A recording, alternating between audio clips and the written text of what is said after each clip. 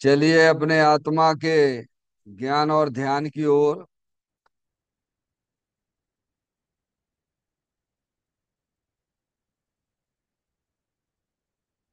अपने चंचल मन को एवं चंचल उपयोग को स्थिर करने के लिए जिनवाणी माता के माध्यम से अपनी वर्तमान ज्ञान की पर्याय में सम्यक भी ज्ञान उत्पन्न करते हुए शरीर शरीर से संबंधित जितने भी चेतन अचेतन पदार्थ हैं उनका मुझ भगवान आत्मा के साथ में किसी भी प्रकार का कोई संबंध नहीं है। इस प्रकार समस्त पर पदार्थों में अपने संबंध की वृत्ति को छोड़ते हुए अंदर में जो अखंड ज्ञान ज्योति स्वरूप भगवान आत्मा है उसमें ही वर्तमान पर्याय का संबंध जोड़ते हुए कि मेरा यह भगवान आत्मा सदा काल शरीर आदि पर पदार्थों से भिन्न एकमात्र अखंड ज्ञान ज्योति स्वरूप है। ऐसा अपने आप को जानो और ऐसा ही अनुभव करो कि वर्तमान में ही मेरा यह भगवान आत्मा शरीर आदि पर पदार्थों से भिन्न एकमात्र अखंड ज्ञान ज्योति स्वरूप ही है।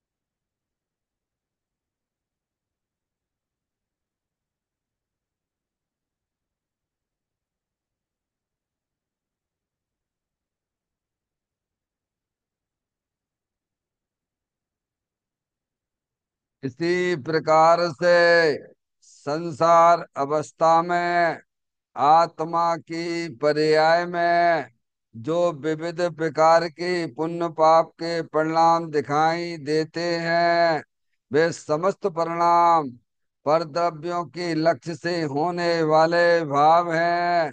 वे हमारे आत्मा का स्वभाव नहीं है। ऐसे समस्त रागादिक परिणामों में एकत्व बुद्धि, ममत्व बुद्धि, कर्तृत्व बुद्धि, भोक्तृत्व बुद्धि तथा उन रागादिक परिणामों की ज्ञाता बुद्धि को भी छोड़ते हुए अंदर में जो अखंड ज्ञान ज्योति स्वरूप भगवान आत्मा है जो कि सदा काल शरीर रागादिक से भिन्न एकमात्र पूर्ण निराकुलता स्वरूप वाला है। ऐसा अपने आप को जानो और ऐसा ही अनुभव करो कि वर्तमान में ही मेरा यह भगवान आत्मा शरीर रागादिक से भिन्न एकमात्र पूर्ण वितराग आनंद मूर्ति स्वरूप है।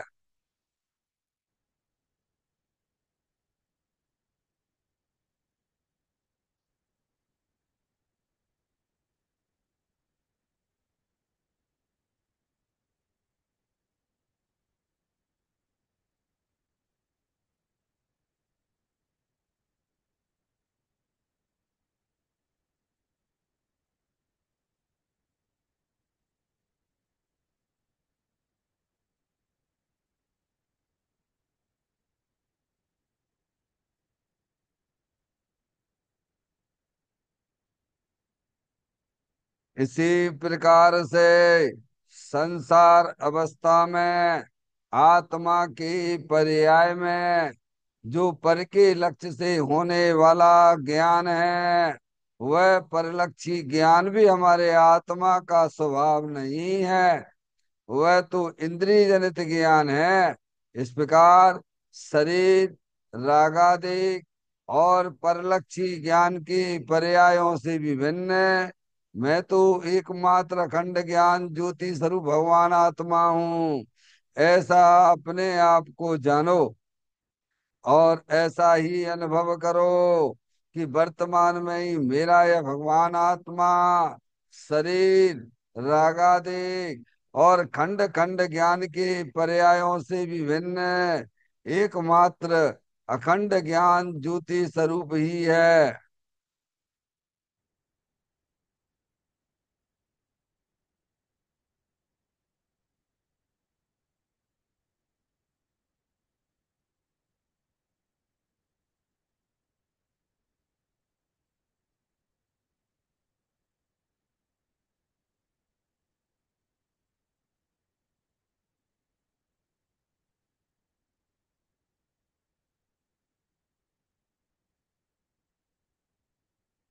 तरप कर्म, पाप कर्म, नो कर्म रहित शुद्धात्म स्वरूपो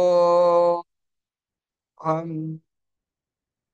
मेरा ये भगवान आत्मा सदा काल शरीर आदि के नौ कर्मों से भिन्न है।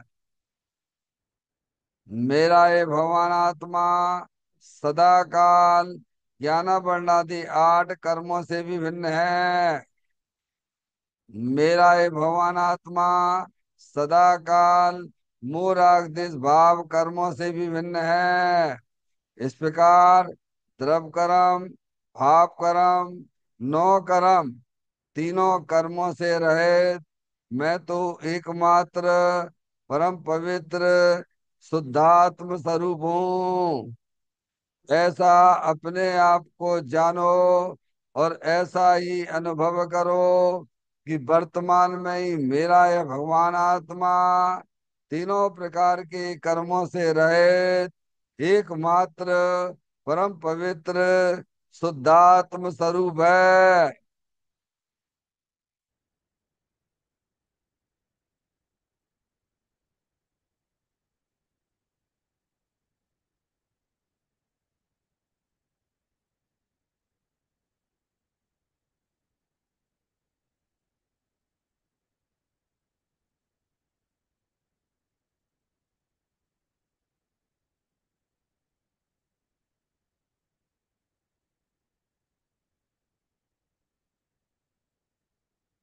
ओम नमः सिद्धेभ्य। ओम नमः सिद्धेभ्य। ओम नमः सिद्धेभ्य। चिंतामणि तम स्वयं का चैतन्य तत्व महान है। निज का करूं मैं चिंतवन, निज का करूं श्रद्धान में।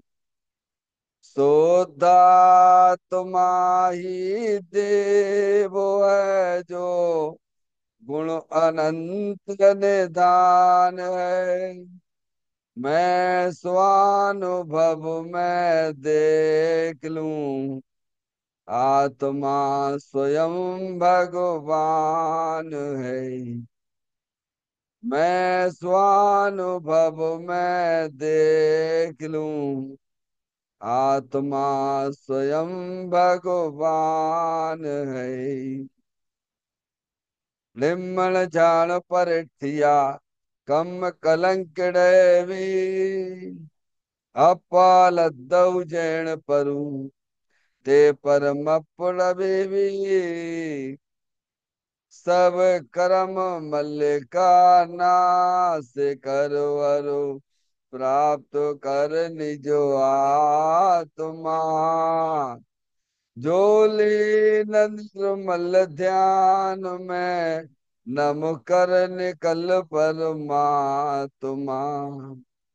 सब नाश कर घन घाति हरे अंत पद को पा लिया, कर नमन उन जिन देव को, यह काव्य पथ अपना लिया।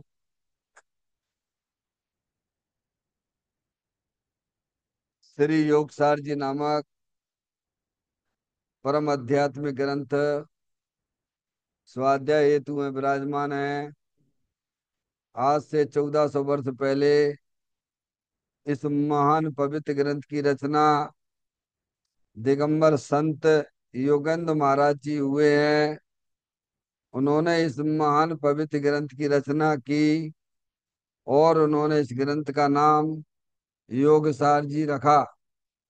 योगसार जी का सीधा सा अर्थ है मुक्ति के मार्ग में। योग का मतलब जोड़ होता है। किसका किसके साथ में जोड़ करना? तो अरिहंत परमात्मा कहते हैं कि अपनी वर्तमान शुद्ध ज्ञान की पर्याय का अंदर में जो अपना त्रिकालिक ध्रुव भगवान आत्मा, जो कि सदा काल द्रव्य कर्म भाव कर्म नो कर्म से रहित एकमात्र अखंड ज्ञान ज्योति स्वरूप है। ऐसे गायक प्रभु परमात्मा में अपनी वर्तमान सुत ज्ञान की पर्याय का संबंध जोड़ने का नाम योग है, जिसे शास्त्रीय भाषा में सम्यक दर्शन सम्यक ज्ञान भी कहते हैं। और उस चेतन भगवान आत्मा में ही अपनी वर्तमान पर्याय को मग्न कराना, लीन करना, स्थिर करना, उसे सार कहते हैं, यानी सम्यक चारित्र कहते हैं। तो योग सार क्या हो गया? सम्यक दर्शन, सम्यक ज्ञान, सम्यक चारित्र वाली निर्मल पर्याय, पवित्र पर्याय, उसे मोक्ष मार्ग कहते हैं। और उसे ही अरिहंत परमात्मा योग सार कहते हैं और उसी का नाम धर्म है। देखिएगा, योग सार ग्रंथ के माध्यम से हम और आप यहाँ पर 63वें नंबर की गाथा का स्वाध्याय प्रारंभ किया है, जिसमें दिगंबर संत हमें इस गाथा के माध्यम से यह बताना चाहते हैं कि प्रभाव का त्याग जो जीव करते हैं, उनका 84 लाख योनियों का परिभ्रमण खत्म हो जाता है। वे जीव अब जो है अरिहंत भगवान सिद्ध परमात्मा बन के अनंत काल तक रहेंगे। समझ गया? संसार का त्याग हो जाता है। किसका त्याग करने से? परभाव का। परभाव का मतलब क्या है? अपने आत्मा में जो विकार रूप परिणति होती है, जो मोह राग देश के परिणाम होते हैं, उनकी जो रुचि छोड़ देता है, उनकी जो दृष्टि छोड़ देता है, अंदर चेतन भगवान आत्मा की रुचि करता है, उसकी दृष्टि करता है, अपने उपयोग को अपने चेतन भगवान आत्मा में लीन करता है, वह जीव ही प्रभाव का त्याग करता है। क्या है प्रभाव का मतलब? क्या है? जो अपने आत्मा की पर्याय में जो पराश्रित भाव होती है ना, समझ में आए? निरंतर हमारा आत्मा अनादि काल से पराश्रित ही है। क्या है? समझ में आया? पराश्रित जीवन जी रहा है। तो जीना जीवन है क्या? वो तो आत्मा का मरण है। आत्म वस्तु जुदी चीज है। समझ में आया भैया?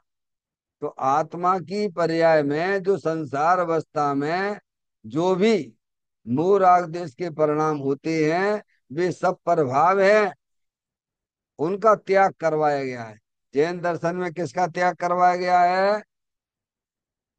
मोह राग देश का। क्योंकि मोह राग देश ही वास्तव में आत्मा का संसार है। समझ आया? और वो ही संसार का कारण है। क्या है? आत्मा की पर्याय में जो मोह राग देश के परिणाम होते हैं, दुख रूप परिणाम, संकलेश रूप परिणाम, समझ में आया? वे मोह राग देश कहलाते हैं। है? समझ में आया? उनका त्याग करवाएगा। किसका? परद्रव का क्या त्याग करना? परद्रव तो परद्रव है। शरीर क्या है? परद्रव्य है। समझ में आया भैया? उसे क्या छोड़ना, वो तो छूटा ही है। वो आत्मा के द्रव्य में नहीं है, गुण में नहीं है, पर्याय में नहीं है। क्या? आत्म वस्तु तो अरूपी है ना, अनंत शक्तियों से भरेली है ना। उसकी पर्याय में जो विकार रूप परिणति है, मोह राग देश के परिणाम हैं, उनको छोड़ने की बात की गई है, उनको त्याग करने की बात की गई है। समझ में आया भैया? किसको त्याग करना? परद्रव का त्याग। परद्रव तो परद्रव है। परद्रव आत्मा की ना तो द्रव्य में है, ना आत्मा के गुणों में है, ना आत्मा की पर्याय में है। समझ में आए भैया? जैसे गर्म पानी है, गर्म पानी, गर्म पानी की बात करते हैं, ठीक है कि नहीं? गर्म पानी बर्तन में रखा हुआ है, ठीक है, लेकिन पानी का स्वभाव तो शीतल है। समझ में आए भैया? गर्म रहना ये पानी का स्वभाव नहीं है, पानी का स्वभाव तो शीतल है। लेकिन जो पानी जो है उस बर्तन में रखा हुआ है, वह बर्तन पानी से भिन्न है क्या, भिन्न है डॉक्टर साहब? दो चीजें हैं ना। गर्म पानी की बात करते हैं, किसकी बात करते हैं? गर्म पानी जो बर्तन में रखा हुआ है, वह पानी उस बर्तन से भिन्न है क्या, भिन्न है? वो तो भिन्न है। समझ गए आप? ऐसे ही आत्मा की पर्याय में ये शरीर रूपी बर्तन है, ये क्या है? ये शरीर रूपी बर्तन। और इसमें जो है संसारी जीव, किसकी बात कर रहे हैं? संसारी जीव। समझ? संसारी जीव इसीलिए कि संसारी जीव की पर्याय में होने वाले विकार रूप परिणतियां हैं। अरिहंत परमात्मा, सिद्ध परमात्मा की पर्याय में विकार नहीं है डॉक्टर साहब। यहाँ विकार भाव को त्याग करने की बात की गई है। परद्रव को त्याग करने की बात क्यों नहीं की गई है? क्योंकि परद्रव तो आत्मा के ना तो द्रव्य में है, ना आत्मा के गुणों में है, ना उसकी पर्याय में है। इसीलिए परद्रव के त्याग की बात नहीं। और चरणान योग में जो परद्रव के त्याग की बात की गई है, वह भी पर भाव को त्याग करने के लिए ही है। क्या कहा डॉक्टर साहब? टीवी मत देखना, मोबाइल नहीं चलाना। समझ में आया भैया? हम्म? पंच इंद्री के विषयों की तरफ अपने उपयोग को मत ले जाना। है ना? वो काय के लिए है? वो भी जो चरणान योग की शैली में जो परद्रव का टीवी आदि जो हमारे, जिसके कारण से हमारी आत्मा में विकार उत्पन्न होते हैं, उससे नहीं होते हैं। समझ में आया भैया? पर ऐसी कमजोर अवस्था है कि अपन वस्तु स्वरूप को समझते ही नहीं है। अपन तो ये मानते कि विकार की उत्पत्ति परद्रव्य से होती है। तो ज्ञानी कहते हैं चलो कोई बात नहीं, तुम्हारी दृष्टि में परद्रव्य के कारण से होती है ना, तो तुम परद्रव्य की तरफ देखना बंद कर दो। क्या कर दो? अपने आत्मा की तरफ देखिएगा आप। तो वो भी काय के लिए है? चरणान योग की शैली को भी अगर अपन पढ़ते हैं, भाई घर गृहस्थी में हमारे परिणाम बेकार हो जाते, ठीक है भैया, आश्रम में रहिए, आप क्या करिए आप डॉक्टर साहब?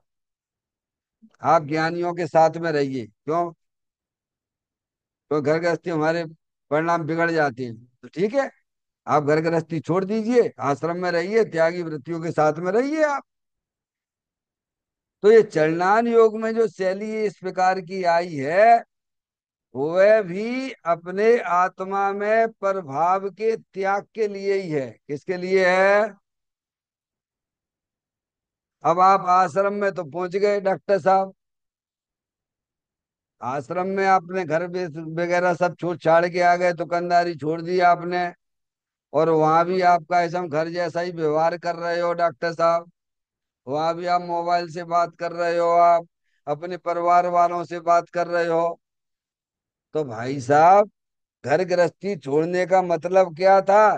घर गृहस्थी संबंधी भाव को छोड़ने की बात थी। वो तो तुमने वैसे ही के वैसे हरे भरे रखे। नहीं आई समझ में। क्या कह रहे हैं भैया डॉक्टर साहब? अच्छा बताओ कारण क्या था, बताइए आप। कल हमने एक दृष्टांत दिया था,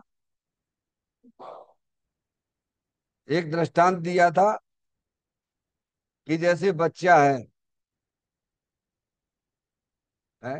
घर पे नहीं पढ़ पाता है, घर पर नहीं पढ़ पाता है, तो उसे क्या करना? तो लाइब्रेरी ज्वाइन कर लेगा। वो क्या कर लेगा? क्यों भाई, घर में क्यों नहीं पढ़ पाते? घर में नहीं पढ़ पाने के कई कारण हो सकते हैं। घर में पढ़ाई नहीं कर पाता है, उसके कई कारण हो सकते हैं। एक तो ये है कि घर में इतनी व्यवस्था नहीं है, वहां सब तरह के लोग आते हैं, एक कमरा दो कमरा जैसी भी व्यवस्था हो, ये भी हो सकता है। सब टीवी वगैरह चलता रहता है, सब लोग आते रहते हैं, हमारा उपयोग, हमारी पढ़ाई में मन ही नहीं लगता है। एक कारण ये भी हो सकता है। दूसरा कारण ये भी हो सकता है कि घर तो आपका खूब बड़ा है, सब व्यवस्थाएं सब कुछ है, लेकिन अब क्या है, वो प्रमाद आ जाता है डॉक्टर साहब। पढ़ते हुए लोगों को देखेंगे तो हमें पढ़ने की जरा अंदर में जिज्ञासा हो जाती है। क्या हो जाती है? तो उपयोग जागृत रहता है, तो ये कारण ये भी हो सकता है। अब उस विद्यार्थी ने पढ़ने के लिए लाइब्रेरी तो ज्वाइन की, लेकिन उस लाइब्रेरी में करना क्या था? अब वहां जाकर भी मोबाइल चला रहा है वो। नहीं आई समझ में। वहीं जाके भी अपने नेतागिरी कर रहा है। अरे तो तुम इसके लिए घर छोड़ा था तुमने क्या? अरे पढ़ाई के लिए छोड़ा था ना, तो पढ़ाई पे ध्यान दो ना। ऐसे ही चरणान योग में जो परद्रव्यों को छोड़ने की बात की गई है, वह भी आत्मा में विकार रूप परिणति को छोड़ने के लिए ही है। क्या के लिए है? पर भाव का त्याग करवाया गया ना इसमें। अच्छा क्यों? पर भाव ही संसार का कारण है। जो है शरीर, शरीर से संबंधित जितने भी चेतन अचेतन पदार्थ हैं, वो आत्मा के लिए संसार का कारण नहीं है। हमने स्त्री छोड़ दी, दुकान छोड़ दिया, मकान छोड़ दिया, लेकिन तुमने अंदर प्रभाव को तो छोड़ा ही नहीं है। वहां जाकर भी वही काम कर रहे हो, जैसे घर में करते थे, लड़ाई झगड़ा करते थे, वहां आश्रम में जाकर भी वही कर रहे हो। वहीं आप मोबाइल से अपने कैसे अपने परिवार वालों से बात कर रहे हो। तो इसके लिए छोड़ा था क्या है डॉक्टर साहब? आचार भगवंत एन केन प्रकार से आत्मा की पर्याय में जो विभाव रूप परिणति है, उसको त्याग, उसको छोड़ने की बात करते हैं, क्योंकि वही आत्मा का संसार है और वही संसार का कारण है। क्या? अब वो काम आप घर पे भी कर सकते हो डॉक्टर साहब। घर पे भी वो काम किया जा सकता है। तो फिर मुनि बनने की क्या जरूरत है फिर? वो एक सेकेंडरी वाली बात है। पहले विकार भाव जो है, पहले उनमें अपनापन छोड़ो। क्या है? आत्मा में जो भी विभाव रूप परिणतियां होती हैं, ये मेरा स्वभाव नहीं है। मैं तो चेतनेश्वर भगवान आत्मा हूं, ऐसा उसमें अपनापन लाओ। घर गृहस्थी में रह के इतना काम तो आप कर सकते हो क्या?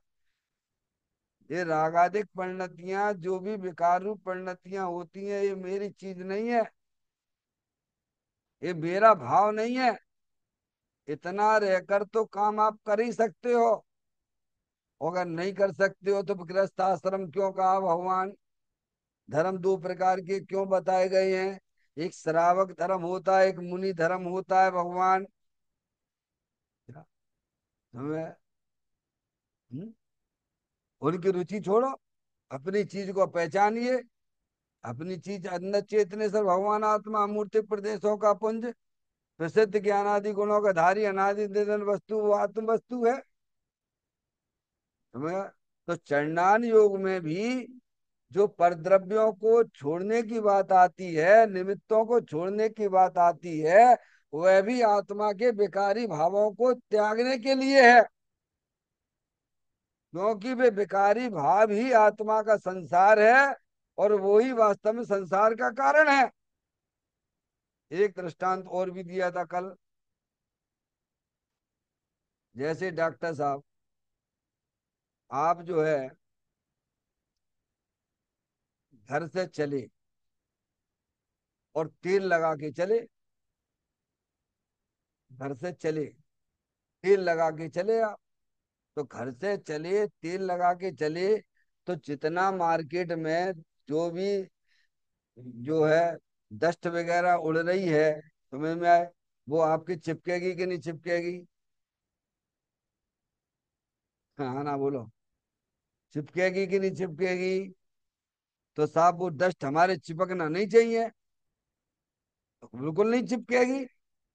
या तो तुम घर से निकलो ही मत, या तो तुम घर से निकलो ही मत, और निकलो तो तेल मत लगाना। क्या कहा? सबसे पहली समझदारी ये है कि आप घर से निकलिए मत। दूसरी बात ये है कि घर से अगर आप निकल भी रहे हो तो शरीर में तेल मत लगाना, तो वो आपके डस्ट नहीं चिपकेगी। है मैं ऐसे ही हमारे आत्मा में जो विभाव रूप परिणतियां हैं, क्या है भैया? वो चिगनाट है। वो क्या है? मोर आग देश की चिगनाट है। वो चिगनाट जब तक हमारे आत्मा की पर्याय में रहेगी, तब तक ये कार्बन बरगणाएं जो लोकाकाश में संपूर्ण रूप से व्याप्त है, ऐसा हरिहंत परमात्मा ने कहा है कि आप यहाँ पर मोह राग द्वेष के परिणाम करेंगे, तो आपके आत्मा के साथ में वे कर्म जो है ना, कार्बन बरगणाएं, वे तुम्हारे आत्मा के साथ संबंध जोड़ लेंगे। हरिहंत भगवान की बात पर विश्वास है कि नहीं है? अगर आपको विश्वास नहीं है तो आप पाप का बंद करते हो। अगर आपको अरिहंत परमात्मा की बात पर विश्वास नहीं है, तो आप उसी समय पाप का बंद भी करते हो। धर्म तो बहुत दूर की बात है। समझ में आया? तो मोराग देश मत करिए आप। तो मोराग देश तो होते हैं साहब, होते हैं ना, ज्ञानियों को भी होते हैं। ज्ञानियों को भी राग आदि परिणतियां होती हैं, पर मोह नहीं होता, क्योंकि वह चेतन भगवान आत्मा को अपना जानता है। तो सबसे पहले तो हमारा आपका धर्म ये है कि अपने आत्मा को पहचानिए, चैतन्य घर ही वास्तव में मेरा घर है, और उसमें हमें रहना चाहिए। तो फिर जो है आपको कैसे में कार्बन बरगना चिपकेंगे नहीं आपकी आत्मा के साथ में। सबसे पहला कर्तव्य क्या है? कि आप अपने चैतन्य घर में रहिए, और चैतन्य घर में नहीं रह पाते हो तो क्या करना? रागादिक की परिणति, मोह राग देश के परिणाम मत लगाइए, उन रूप परिवर्तन मत करिए। डॉक्टर साहब कठिन है ना? है? पर जितने राग होंगे उतने कर्म तो चिपकेंगे। या वो चिपकेंगे, उसे कोई उसे कोई उसे कोई रोक नहीं सकता है डॉक्टर साहब। तो फिर ज्ञानी जो है पहचान गया है कि मेरा स्वभाव तो भीतरा का आनंद स्वरूप है, वो अपनी पूरी ताकत के साथ में, जैसे बच्चा है साइकिल चलाता है, गिरता भी है, नया नया रहता है, गिरता भी है, पर पूरी सावधानी रखता है कि नहीं रखता है? आप फोर व्हीलर चलाते हो, हैं, तो पूरी सावधानी रखते हो कि नहीं रखते हो? ऐसे ही ज्ञानी जीव भी भेद ज्ञान की ज्योति जलाकर पूरी सावधानी रखता है, क्योंकि उसे अरिहंत परमात्मा की बात पर विश्वास है। उन्होंने कहा है कि संसार का कारण तो आत्मा में होने वाले विकार रूप परिणतियां हैं, वो ही संसार का कारण है। क्या? और अंदर जो चेतन भगवान आत्मा है, वो सदाकाल वितराग आनंद मूर्ति स्वरूप है। तुम उसकी दृष्टि करोगे तो तुम्हारी पर्याय में होने वाले जो विकार है ना, वे विकार कैसे हो जाएंगे? शिथिल हो जाएंगे। क्या हो जाएंगे? डॉक्टर साहब काहे से परेशान हो आप? परद्रव से परेशान हो कि अपने राग से परेशान हो? भाई परेशानी का कारण भी तो पता होगा कि नहीं होगा? भैया परेशान तो होते रहते हो। पर तुम्हें मालूम तुम क्यों परेशान हो? अरे भैया मालूम है कि नहीं मालूम है? हैं? परद्रव के कारण से परेशान हो कि अपने राग से परेशान हो? बोलो भैया। हैं? जो परद्रव को परेशान, परद्रव के कारण से परेशान मानता है वो अज्ञानी मिथ्या दृष्टि है। क्योंकि भगवान ने ये क्या है, परद्रव ना तो दुख का कारण है ना सुख का कारण है। तेरी अज्ञानता वही वास्तव में दुख का कारण है। क्या? क्या है?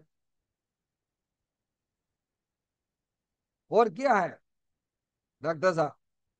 और ये रागादिक परिणतियां जितनी भी हैं सब अज्ञानता का ही तो कारण है।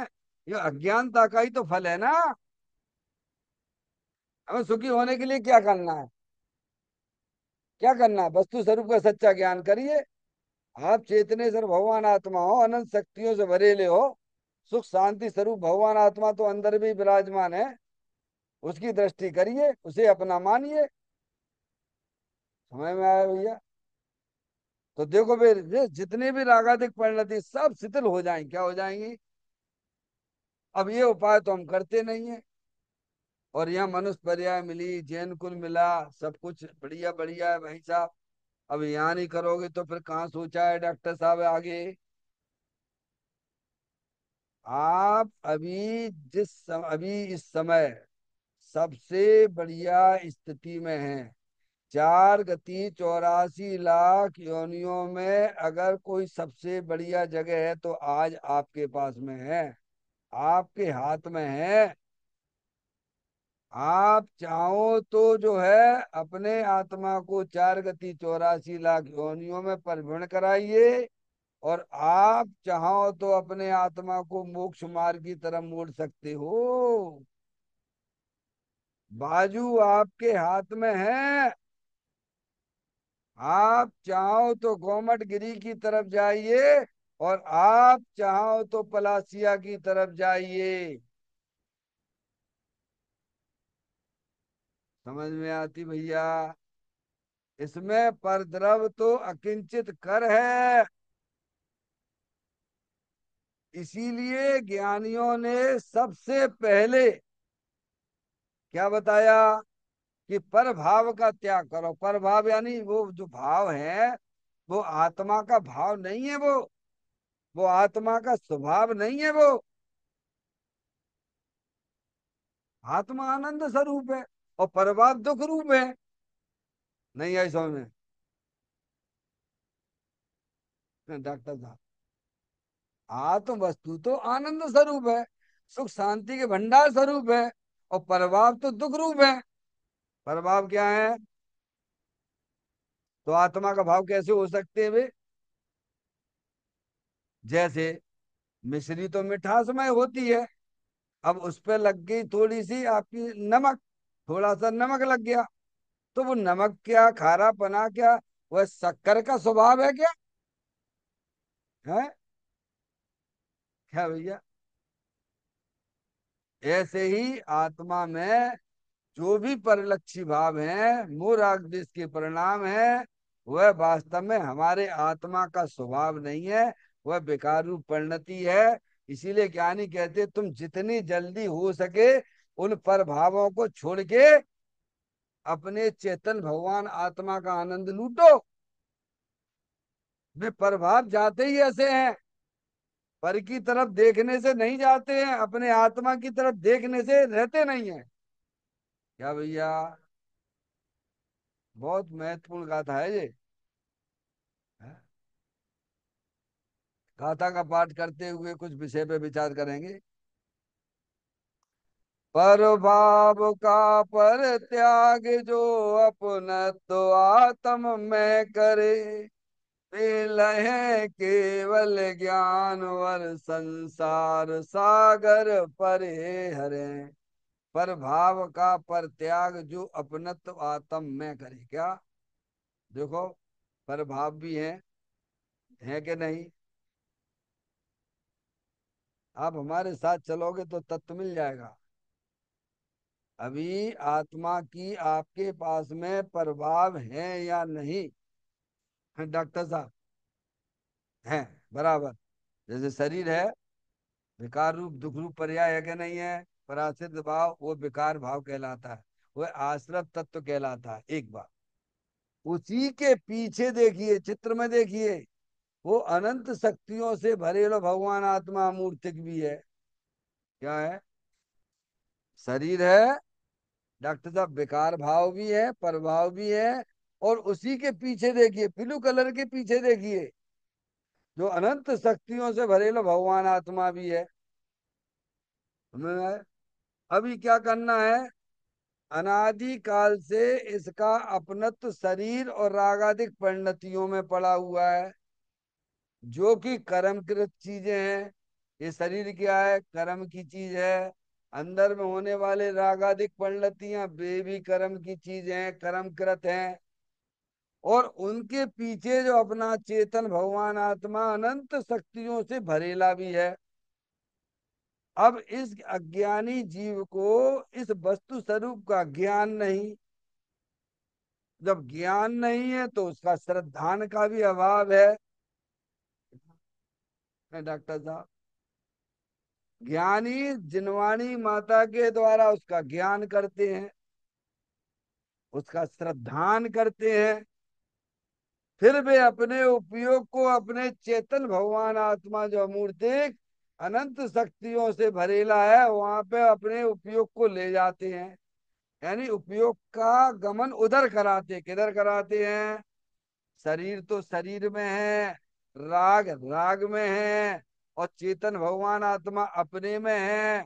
अब वह उपयोग सुत ज्ञान की पर्याय शरीर राग आदि का लक्ष्य छोड़ के अंदर अरूपी चेतन भगवान आत्मा में परिणमन कराते हैं, उसकी दृष्टि करते हैं।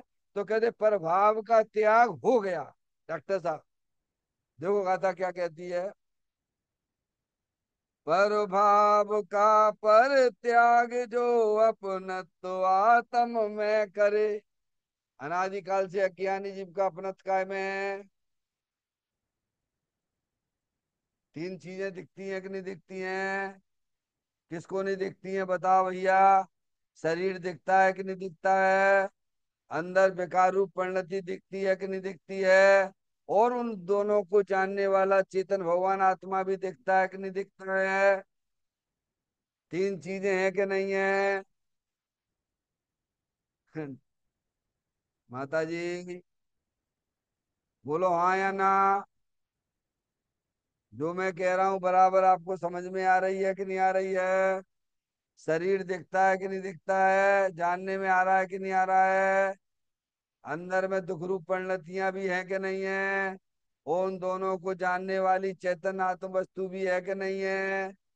तीनों बराबर है कि नहीं है? और जो ज्ञान शुद्ध ज्ञान की पर्याय है, किसमें अपनत करे बैठी है? मैं लड़का हूं, मैं लड़की हूँ।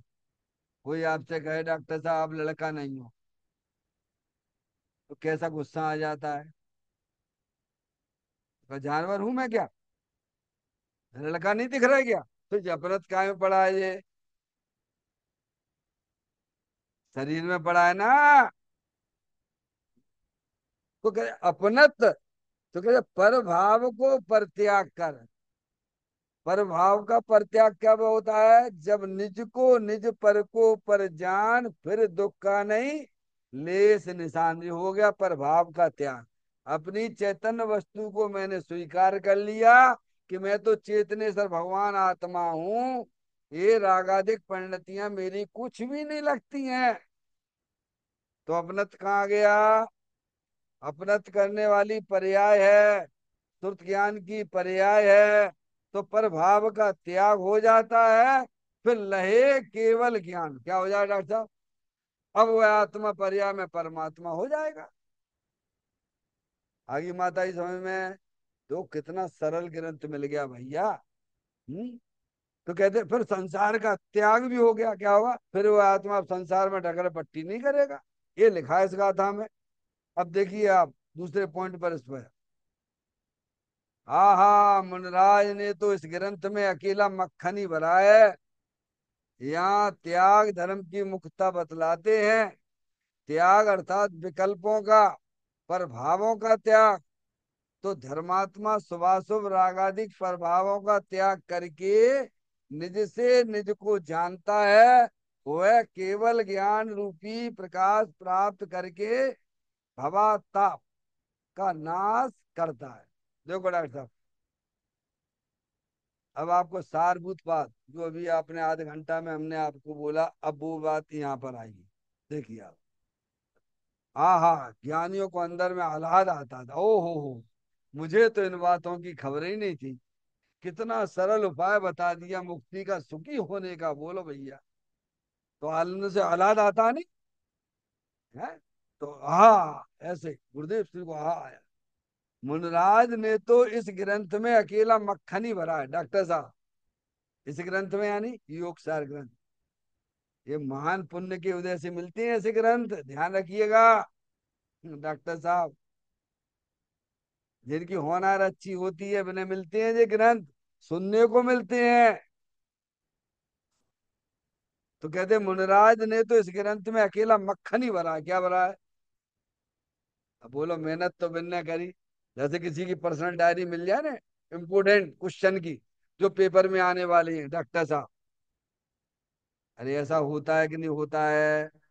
कोई विद्यार्थी है उस प्रोफेसर के साथ में पढ़, प्रोफेसर का पेपर आने वाला है, उसी का पेपर आने वाला है एग्जाम में। और वो विद्यार्थी उसके पास में पढ़ता था, और उसकी किताब दूसरे विद्यार्थी को मिल जाए, जो नोट माने करके रखी थी डॉक्टर साहब। अरे बोलो भगवान, नहीं आई समझ में?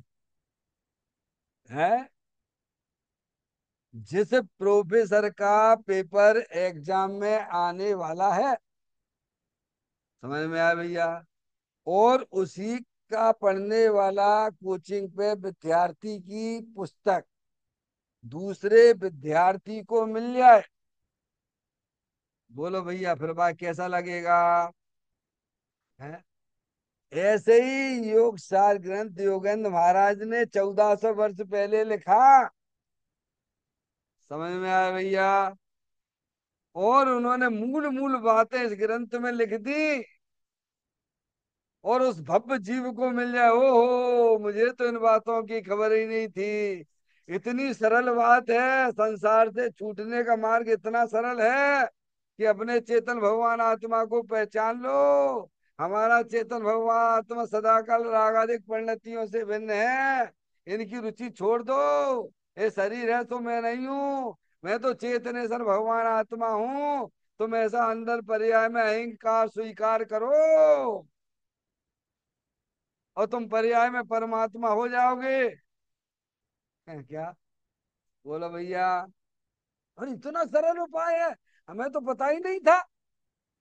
यहाँ मेन मेन चीज लिख दी उन्होंने कि रागादिक परिणतियां, बेकार परिणतियां तो संसार रूप है, वो तो संसार का कारण है। और तुम्हारा भगवान आत्मा चेतन से अनंत शक्तियों से भरेला है। तुम उसे स्वीकार करो कि मैं आत्मा हूँ, तो तुम्हारी बेकार रूप परिणतियां सब शिथिल हो जाएंगी, और तुम एक दिन पर्याय में परमात्मा हो जाओगे। इतना सरल है। समझ में आए भैया? मुनराज ने तो इस ग्रंथ में अकेला मक्खन ही भरा है। यहाँ त्याग धर्म की मुख्यता बतलाते। इस गाथा में क्या बताया है कि वास्तव में दिगंबर संतों ने, अरिहंत परमात्मा ने त्याग किसका करवाने की बात की है? परद्रव्य का त्याग नहीं। परद्रव्य तो आत्मा से भिन्न ही है। परद्रव्य के निमित्त से जो आत्मा में विकार रूप परिणतियां होती हैं, उनका त्याग करो, उन्हें छोड़ो, उनकी रुचि छोड़ो। और अंदर जो चेतन भगवान आत्मा, उसकी पर्याय में रुचि जागृत करो। त्याग धर्म। देखो, समय सार जी की 34वें नंबर की गाथा याद करना, इस बात में, इस प्रसंग में याद करना। 34वें नंबर की गाथा में ज्ञान ही प्रत्याख्यान का है। किसको डॉक्टर साहब? ज्ञान ही प्रत्याख्यान है। समझ में आप? निज को निज पर को पर जान, फिर दुख का नहीं लेस निशान। डॉक्टर साहब अब काय की दिक्कत है भैया? ज्ञानी जीव को कहीं दिक्कत दिखती ही नहीं है। वो तो हमेशा आनंद में रहता है, वो जानता है। ये चीज है, मेन चीज तो ये है। भगवान ने ये करने के लिए कहा है, वेद ज्ञान की ज्योति जला के रखिए आप हमेशा। हमेशा वेद ज्ञान की ज्योति जला के रखोगे तो आप निरंतर आनंद में भी रहोगे, और एक दिन तुम्हारी पर्याय में परमात्मा दशा भी आ जाएगी। त्याग अर्थात, अब त्याग का मतलब क्या? विकल्पों का, पर भावों का त्याग। किसका त्याग? डॉक्टर साहब तो कैसे होगा विकल्पों का? अरे निर्विकल्प स्वरूप भगवान आत्मा अंदर में है ना। अपनी चेतन वस्तु है, विकल्प, विकल्प से भिन्न है। क्या है? विकल्प आत्मा की पर्याय में होने पर भी आत्मा कभी उन विकल्प रूप परिणमन नहीं करता है। ऐसा निर्विकल्प स्वरूप भगवान आत्मा है ये। आत्मा की पर्याय में विभाव भाव होने पर भी आत्मा उन विभाव रूप परिणमन नहीं करता है। ऐसे आत्मा की दृष्टि करने पर विकल्प स्वा हो जाते हैं, पर भाव का त्याग हो जाता है। ये लिखा डॉक्टर साहब। त्याग अर्थात विकल्पों का करना। किसका करना है? और परेशान कैसे हो आप? मुझे इनका ये करना है, उनका वो करना है। कर तो तुम कुछ भी नहीं सकते हो। आज तक तुमने कभी अनंत काल से घूम रहे हो संसार में, कभी तुम परद्रव का कुछ कर ही नहीं सकते हो। व्यर्थ के विकल्प करते रहते हो, करते रहो। संसार का कारण बनेगा तुम्हारा। क्या? तो इनका त्याग करो, इन्हें छोड़ो, इनकी रुचि छोड़ो। सबसे पहले क्या करना? सबसे पहले शुभ भाव अशुभ भाव की रुचि छोड़ो। क्या करना? शुभ अशुभ भावों की रुचि छोड़ो। आप नहीं बोलते? छह डाला में नहीं बोलते? जिन पुण्य पाप नहीं कीना, आत्म अनुभव चित दीना, तिन्ही विधि आवत रोके, संबर लय सुख अवलोके। क्या? जिन्हें पुण्य पाप नहीं कीना, आत्म अनुभव चित दीना, तिन्ही विधि आवत रोक है। यानी सबसे पहले पुण्य पाप भावों की रुचि छोड़ो, और पर्याय में अपने चेतन भगवान आत्मा की रुचि जागृत करो। तो ये रुक जाते हैं, इनका त्याग हो जाता है। लो रास्ता मिल गया, और क्या है? सुखी होने का रास्ता मिल गया। त्याग अर्थात विकल्पों, विकल्पों का, प्रभावों का त्याग। तो धर्मात्मा, अब धर्मात्मा देखो, धर्मात्मा शुभ अशुभ रागादि भावों का त्याग करके निज से निज को जानता है। डॉक्टर साहब धर्मात्मा किसे कहते हैं? जिसने रागादिक से भिन्न होके अपने चेतन भगवान आत्मा की दृष्टि की, वो धर्मात्मा। धर्मात्मा किसे कहते हैं? जिसने शुभाशुभ भावों से हटकर अपने चेतन भगवान आत्मा की दृष्टि की, वो धर्मात्मा है। तो वो कैसे धर्मात्मा हुआ? तो कि धर्मात्मा शुभ अशुभ राग आदि प्रभावों का त्याग। त्याग का मतलब उसे अपना जानना मानना छोड़ देता है। किनको? किनको? आश्रम तत्व को। समझ गया? और निज से निज को जानता है। मतलब क्या डॉक्टर साहब? निज को निज से मतलब क्या दो है निज? नहीं, निज से, निज से पहले निज का मतलब है अपने शुद्ध ज्ञान की पर्याय से। समझ में आती है भैया? ये शास्त्र पढ़ना भी अपन को गुरुदेव श्री ने सिखाया है। डॉक्टर साहब हमारे पुण्य के उदय से हम ये सब बातें यहाँ समझ लेना चाहिए। तो कहते हैं निज से, यानी शुद्ध ज्ञान की पर्याय है कि नहीं आपके पास? निज से निज को जानता है। निज यानी निज कौन? वो देखो चित्र में, अनंत शक्तियों से भरेला भगवान आत्मा, तीनों काल एक रूप, उसको जानता है। यानी शुभाशुभ भावों की रुचि छोड़ देता है। शुभाशुभ भाव रहते हैं ज्ञानी की पर्याय, ध्यान रखना। अगर सर्वरूप से ही खत्म हो जाए तो वह आत्मा पर्याय में परमात्मा हो जाएगा। सबसे पहले जिनवाणी में शुभाशुभ भावों की रुचि छुड़वाई गई है, और अपने चेतन भगवान आत्मा को पहचानिए, उसकी रुचि जागृत कीजिए। तो इतना तो आपका आश्रम रुक गया। अब रह गया चारित्र मोहिनी संबंधित। अनंतानंदी कसाई चली गई रुचि में, मिथ्यात चला गया, विपरीत मानता छूट गई। अनंतानंदी कसाई संबंधी राग टूट गया। अब चारित्र संबंधी रह गया, प्रत्याख्यान अप्रत्याख्यान और संजुलन कसाय रह गई है। इतनी ज्ञानी की पर्याय में रह गई है। अब वो क्या करेगी? एक दृष्टांत देते हैं, फिर पूरा कर देंगे। जैसे सांप होता है ना, सांप, विषैला सांप होता है ना, उस विषैले सांप की वो अंदर से मुंह में से जहरीली गांठ उसकी निकाल दो, दांत उसका, डॉक्टर साहब, वो निकाल दो आप, समझ में आए? वो निकाल दो आप, वो निकाल दे। अब वो सांप कितना भी सांप मारेगा, तो कोई उसे सताएगा, कुछ करेगा, तो फुंकार तो मारेगा, उस शरीर पे भी मारेगा, लेकिन वह आदमी मरेगा नहीं। क्या कह रहे हैं?